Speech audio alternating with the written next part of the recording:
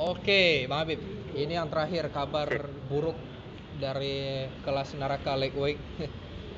Itu RDA di minggu-minggu terakhir mengabarkan bahwasanya dia nggak bisa bertanding sama Islam Makhachev karena katanya cedera. Aku baru dapat kabar tuh 5 jam yang lalu dari sumber-sumber terpercaya ya. Tapi UFC nggak Oke. nggak naikin, pasti UFC nggak akan naikin karena mungkin lagi cari solusi atau gimana kan. Ya. Terus untuk rumornya penggantinya itu kemungkinan di bawah 5 besar. Ya, di bawah 5 besar pastinya karena bulan Oktober, November, Desember ini jadwal lightweight ini sangat padat ya. Ya. Yang pertama itu ada Charles Oliveira melawan Dustin Poirier di Desember. Terus sebelumnya itu Desember. November ada Michael Chandler lawan Justin Gaethje November. Oke. Jadi nggak mungkin lah 4 petarung di atas ini bakal ladeni si ranking 5 kita Islam Makhachev ya. Paling Oke. paling terdekat itu ada Tony Ferguson. Oke. Tapi Tony Ya. kayaknya nggak tahu ya mau ganti atau enggak karena dia mentalnya juga agak turun beberapa belakangan dia Ya. 4 kali atau 3 kali kalah berturut-turut. Paling terdekat itu ada prospek-prospek bagus. Itu ada Kevin Lee mungkin bisa jadi walaupun dia ranking belasan. Terus ada Oke. Rafael Fiziev. Terus ada anak-anak baru juga, tapi Thiago Moses nggak mungkin lagi lawan Islam ya. Dia ranking 13 14, mustahil. Gimana nih menurut Bang Habib solusi untuk lawan Islam Makhachev ke depan? Ini sedikit mungkin agak memuakan sedikit ya informasi ini bagi Islam Makhachev. Hmm. Dia udah call out semua petarung. Masih ingat waktu interview dia? Ya. Dia call out semua Michael Chandler, dia call out di studio, terus Dan Hooker dia call out, RDA dia call out, Hmm. Tony juga dia call out dengan alasan masih ada misi yang belum selesai sama nih orang katanya kan Hmm. gitu kan. Hmm. Nah, ini seperti kayak kayak kayak nyambung obrolan ungkapan Islam Makhachev pada saat interview setelah bertarung dengan Diego Moses kemarin. Hmm. Artinya gini, dia sendiri yang membuka list untuk petarung-petarung yang ingin dia taruh Hmm. dari segi interview kemarin. Dia panggil RDA, dia call out RDA, dia kian dengan RDA, di RDA mau eh di RDA mau bersedia bertarung tapi cedera. Ya. Oke. Dia juga pernah adu kicau sama Dan Hooker, tapi Dan Hooker akhirnya dikasih sama Nasrat Akparas. Nasrat Akparas kan kalau nggak salah masih di luar 10 besar. Ya. Masih baru lah dia. Nah, tapi karena tren Dan Hooker itu kalah 3 kali berturut-turut, maka nggak mungkin dia dikasih peringkat yang lebih tinggi, maka dikasih rendah. Oke. Hmm. Oke. Dan Hooker RDA oke geser. Selanjutnya ada siapa? Nah, dia juga pernah ngomong panjang lebar tentang Tony. Hmm. Dia mau selesai juga urusan sama Tony ini. Jadi Islam sendiri yang buat banyak urusan dengan para petarung lightweight kan gitu. Ya. Artinya ketika RDA tidak ada, dia mungkin benci atau muak dengan informasi ini. Hmm. Oke. Tapi gara-gara dengan dia call out itu seperti UFC terbantukan oleh uh, statement-statement dari Islam Makhachev untuk siapa lagi nih list berikutnya gitu. Oke, oke. Nah, artinya karena terbantukan oleh Islam sendiri yang call out banyak petarung di lightweight, ya sudah bisa jadi kemungkinan besar maka petarung-petarung yang tersisa itu akan menjadi calon pengganti RDA. Oke. Oke, tapi yang belum bertarung ya, seperti Tony Ferguson misalnya, seperti Kevin Lee misalnya, ya kan? Terus Hmm. satu lagi siapa tuh? Kalau Benny Darius kayaknya kan eh, gampang-gampang susah, sulit-sulit gampang nih. Ya. Bill Darius, secara mereka dia satu manajemen, yang kedua juga soal peringkat dia kayak lebih diproyeksikan untuk nunggu dulu siapa yang Hmm. menang antara Michael Chandler, Oliveira, Dustin Poirier sama Justin Gaethje. Ya. Maka di antara mereka nanti salah satunya tuh ada yang akan bertarung melawan Beneil Darius. Benar. ya kan? Belum lagi secara umur juga kita bisa lihat seberapa lama sih dia berjuang untuk bisa 5 besar men di kelas lightweight. Dia Ya kan? 3 lah, pokoknya di bawah 35, tapi jauh umur dengan Islam Makhachev yang 29 tahun ini. Nah, itu dia. Terus Tapi kan Islam ketika udah di prospek jadi peringkat 5 kan nggak mungkin susah juga untuk dikasih peringkat di atas 10. ya Dia ya kalau nggak salah 8 kali menang win streak apa 7 kali menang win streak itu Islam. ya Jadi harus dikasih juga petarung yang berprospek bagus. ya Jadi nggak kecil kemungkinan di atas 10 besar, dia tetap 10 besar. Nah disinilah ditarik ulurnya tuh, kira-kira siapa sih next. Info terbaru nih radar pertarungannya kasih narasi kayak RDA Makhachev gatal, apa akan lawan dengan Tony Ferguson dengan tanda tanya gitu kan. tapi Ini kan memancing ini apa, memancing dinamika baru nih. ya, Jangan-jangan gitu ya.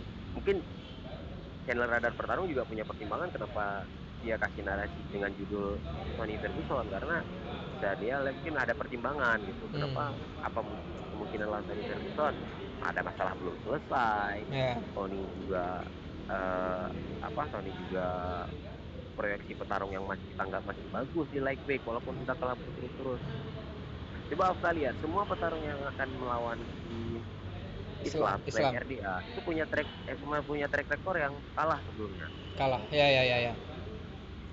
Dan Hangman Hooker kalah sebelumnya, Ya. ya kan? Terus si Tony Ferguson kalah sebelumnya, yang dia call out nih, ya kan?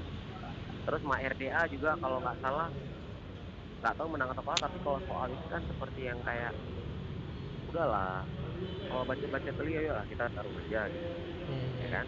Kalau nggak salah nih ya, terakhir kali menang kalah gitu kalau nggak salah RDA. Ini kalau nggak salah nanti kita cek lagi lah ya. Ya. Nah, dengan 10 besar aja calon lawan penggantinya adalah mereka yang terakhir kali kalah di pertarungan terakhir mereka sebelum lawan Islam. Dengan proyeksi nomor 5, maka kecil sekali kemungkinan kalau Islam itu akan diduet atau diadu taruh dengan petarung di atas peringkat di luar peringkat 10 besar. Di luar ya. Tapi itulah, balik lagi aku ngulang ke Benel Darius ya.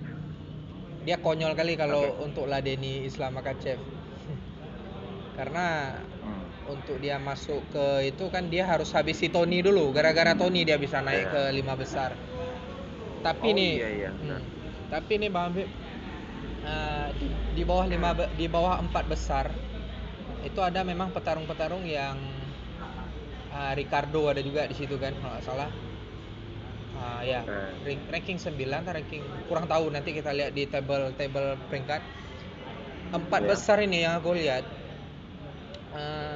petarung yang bukan nggak aktif ya, keluar dari radar unggul lah kita bilang, walaupun mereka secara peringkat di 10 besar. Ada satu prospek yang menurut aku sangat bagus, rekornya 10-1. Dia masih segar. Ya, dia masih segar, masih sangat bagus. Terus ada sekarang kan lagi rumor tendensius negara-negara pecahan Uni Soviet kan lagi dinaikin sama Dana White. Maksudnya untuk narikin masa penonton ya, biar ada variatifnya. Menurut aku, ini nggak tahu, ini pendapat aku pribadi, mungkin aja salah. Kayaknya Rafael Fiziev bisa dilawan sama RDA. Rafael Fiziev, dia satu game dengan Peter Yan, kabar baiknya. Jadi mungkin bisa aja dia bisa siap dalam sebulan. Kalau satu game dengan Peter Yan? Ya, satu game. Rafael Fiziev? Ya, Rafael Fiziev. Rafael Fiziev ini petarung yang knock powernya kuat. Dia dari negara-negara Uni Soviet, Kyrgyzstan kalau nggak salah aku. Terus dia lagi hype juga nih beberapa bulan belakangan. Walaupun lawan-lawan dia memang bukan petarung unggul ya, tapi kita lihat ini bicara skill. Ibaratnya kayak bukan aku samain ya, fenomenanya mirip-mirip dengan Zabit baru-baru masuk awal. Fenomenanya ya, tapi bukan bicara skill, fenomenanya. Gimana nih Oke, menurut oke, menurut oke. menurut Bang Habib nih? Peluangnya kira-kira. Oke, kalau Rafael Fiziev waktu pertama kali mulai ngikutin dia ketika dia melawan Sikiote siapa? Dione gitu, petarung dari Afrika yang dia buat gerakan kayak matrix. Hmm. Elbow Yang metric ya. dia hindari tendangan. Oh ya Nah, ya ya ya ya enggak, ya. dia misalnya dia kayak Oh ya ya ya nah, di ya matrix ya dia ya. dikasih tendangan eh roundhouse kick ya kalau nggak salah, Ya tapi dia menghindarnya nggak menjauh tapi justru buat gerakan geometrik ya. dalam posisi dekat ya.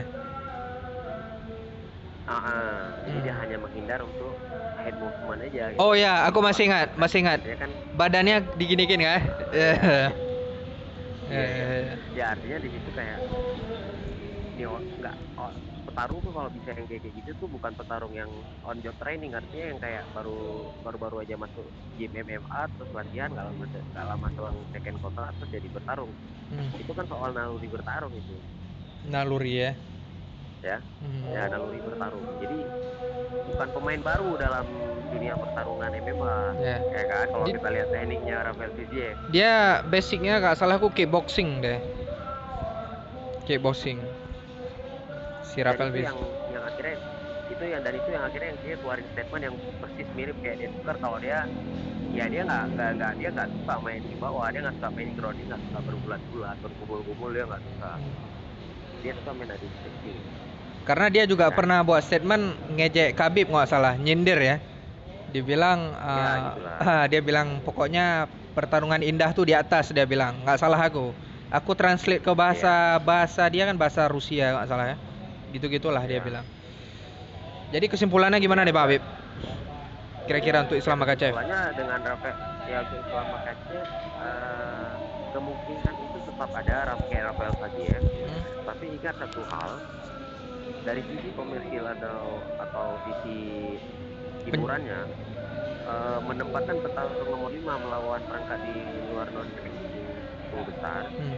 itu perlu pertimbangan yang kuat, artinya dia harus memenuhi aspek-aspek untuk bisa bermain di co-main event Hmm. ya kan. Dia kan karena Islam kan diproyeksikan untuk bisa bertarung di co-main event, karena main eventnya nanti kan lawan Jan Blachowicz lawan Grover Teixeira tuh. Ya, itu like heavyweight Nah jadi, perebutan ya. makanya kalau indikatornya hanya ranking kecil kemungkinan. Kecil. Oke. Tapi kalau ingin seorang petarung yang berkualitas yang mungkin bisa menyamai kemampuan strikingnya Islam Makhachev, Rafael Fiziev bisa jadi pertimbangan. Oke, kita lihat saja nanti. Kemungkinan itu ada walaupun kecil, tapi ya itu tadi. Yang jelas UFC akan putar kepala, putar otak untuk sesegera mungkin Ya. mengumumkan siapa petarung pengganti RDA. Dan tiba-tiba ini nggak tahu ya, tiba-tiba kan Tony kan suka aneh nih, tiba-tiba bilang aku siap. Tiba-tiba siap dia bilang main kan, nggak tahu kita kan, nggak ada yang nggak mungkin di UFC ini kan, maksudnya Ini subjektif ya. ya. Subjektif ya. Menurut aku ketika Hmm. petarung cedera, seharusnya harus ada klarifikasi resmi dari sisi medis dengan bukti-bukti foto atau bukti video bahwasanya dia betul cedera. Hmm. Oke. Ya. Contoh misalnya kayak Aljamain Sterling, dia cedera nih. Dia cedera karena cedera leher karena hasil operasi dia. Hmm. Pertanyaan aku, gimana sih recovery seorang petarung ketika habis operasi leher kok bisa macam, ya Hmm. kan?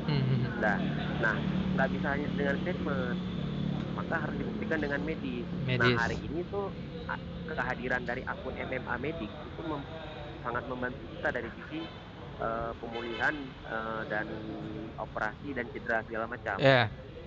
Jadi dia mengupdate segala macam kemungkinan besar apa sih yang akan terjadi ke seorang petarung ketika cedera, dan dia jelaskan secara medis. Jadi kalau Aljamain Sterling ini dia bilang dia batal karena cedera leher yang kayak mana nih? Ya nggak dijelaskan ya. Karena ini Peter Yan kan bukan malah bersimpati atau berempati dengan cederanya ini. Jadi dia bilang kayak, udah aku bilang, men. Udah aku bilang ada yang kemungkinan apa yang kupikir udah terjadi. Istilahnya kira-kira gitu. Walaupun dengan bahasa yang agak kasar dikit dia bilang, Ya. ya kan? Jadi ya udah akhirnya nggak mau bertarung. Nah, terus satu lagi cedera RDA tiba-tiba cedera, dicek dulu, jelaskan secara medis, Ya. buktikan gitu secara medis. Jadi publik tahu gitu. Maksudnya kayak, oh iya ada tergambarkan cedera yang gini. Iya sih, kalau di kita ini kayaknya nggak mungkin semua bertarung. Aku berharap si RDA tuh moto cederanya kayak dulu dia lawan Conor nggak jadi. Dulu kan cedera kaki dia. Dia foto kakinya. Lagi. Nggak tahu nih, kan dulu nih cerita dulu. Dia waktu cedera dia foto kakinya. Dia kasih nampak nih. Nih memang kaki aku benjol dia bilang. Maksudnya kayak gitulah. Gitu boleh juga. Atau ada hasil ronsen kayak apa kayak gitu kan. Atau pernyataan yang jelek. Yang secara resmi dari medis. Nah, yang jeleknya nih, ini menurut aku bukan aku kritik UFC atau gimana. Ya gimana? Sampai sekarang nggak ada PR, public relation yang menjelaskan secara resmi cedera-cedera atlet. Jadi kayak Dana White mikir humas ya. Humas yang buat akun, bukan akun khusus ya, maksudnya dari YouTube-nya kayak langsung dijelaskan dari PR. Oh, ini cedera ini dijelaskan ada dokternya bagaimana begini. Maksud aku kan biar lebih teratur aja kan. Tapi kayaknya Dana White nggak pikir ke situ, bodo amat lah. Ya ada mau ganti terusan kayak itu. Yang penting bisnis berjalan.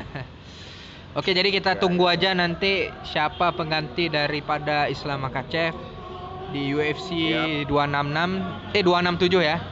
Tanggal 30 Oktober ini. Tempatnya di mana tuh? Di mana tempatnya? Tempatnya di Abu Dhabi. Abu Dhabi itu kemungkinan ikut jadwal Amerika atau jadwal sana bisa jadi subuh ya? Jadwal sana. Jadi kalau main event atau main event itu dia bermain di atas jam 2-an. Jam 2 dini hari. Berarti main eventnya kira-kira jam 8 gitu? Main event? Enggak. Kalau misalnya jam 2 di main event berarti mundur aja sekitar 2 jam ke belakang. Sekitar jam 12. 12 siang? Karena satu main card itu 5 pertarungan. Oh ya. Oh ya, ada main card. Ya. Ya, jadi ketika main card itu katakan 5 pertarungan. Kalau nggak salah ada 3 pertarungan lagi di belakangnya. Jadi kalau 5 main card itu ya UFC akan menyelesaikan semuanya dalam waktu 3 jam.